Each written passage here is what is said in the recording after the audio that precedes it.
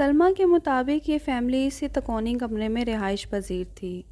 कमरे में एक चारपाई भी पड़ी रहती थी और इसके अलावा भी कुछ सामान इस कमरे में मौजूद था।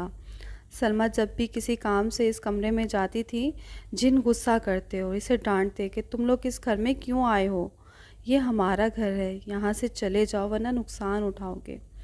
सलमा को अब इनकी आदत सी हो गई थी। वो समझती थी कि ये जिन ऐसे ही धमकियां देते रहेंगे, लेकिन इसे मालूम ही नहीं था कि अब कुछ बहुत ही बुरा होने वाला है। इस घर में रहते हुए सलमा को 2 से 3 महीने हो चुके थे। एक दिन इसने ये बात नोट की कि इसका छोटा बेटा, जिसकी उम्र 2.5 या 3 साल थी, हर वक्त कोने कमरे में बैठा खेलता रहता था। इसने अपने छोटे बेटे को मना किया कि इस कमरे में मत खेला करो, लेकिन आपको मालूम है कि बच्चे किसी की बात नहीं सुनते, बस अपने दिल की करते हैं। कुछ दिन बाद सलमा के छोटे बेटे की तबीयत बहुत ख़राब रहने लगी।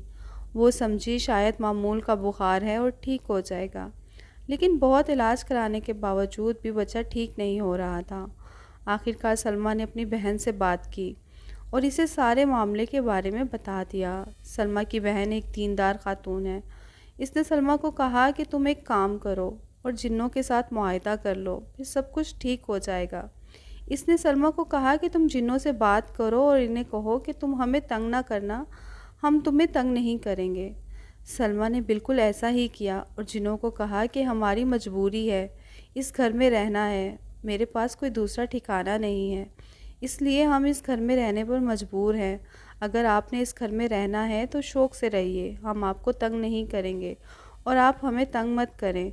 मेरे छोटे छोटे बच्चे हैं, मैं इन्हें लेकर कहाँ जाऊँगी। आप इस घर में किसी एक कमरे में रह लें, हम वहाँ नहीं आएंगे और आप बाकी घर में मत आना।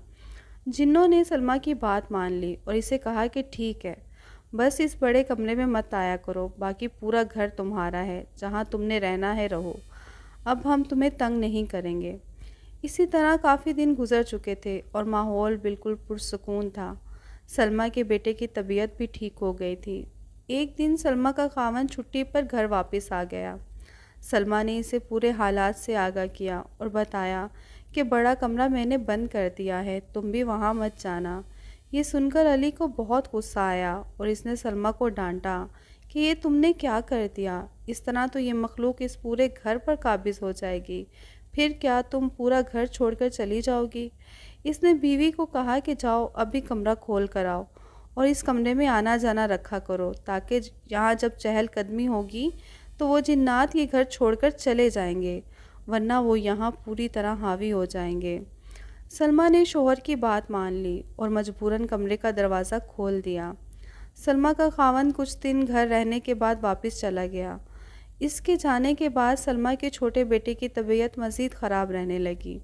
सलमा ने इस सारे वाक़ये से अपनी बहन को आगाह किया। सलमा की बहन ने इसे कहा कि तुम मेरे पास आ जाओ, हम इसका रूहानी इलाज करते हैं।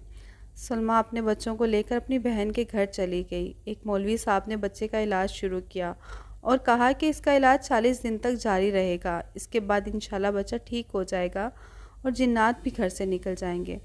सलमा अपने घर वापस आ गई और मौलवी साहब का बताया हुआ वजीफ़ा पढ़ना शुरू कर दिया। इसके अलावा नमाज़ें और कुरान पाक की तिलावत भी शुरू कर दी। दम किया हुआ पानी घर में छिड़कने लगी।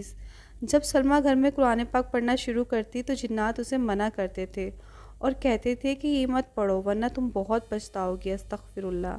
मगर सलमा ने काफ़ी पढ़ाई के बाद घर को जिन्नात से पाक कर दिया। अगर आपको हमारी वीडियोस अच्छी लगती हैं तो वीडियोस को लाइक करें, चैनल को सब्सक्राइब करें और मज़ीद ऐसी वीडियोस देखने के लिए हमारे साथ जुड़े रहें। आप सबका बहुत शुक्रिया। अल्लाह हाफ़िज़।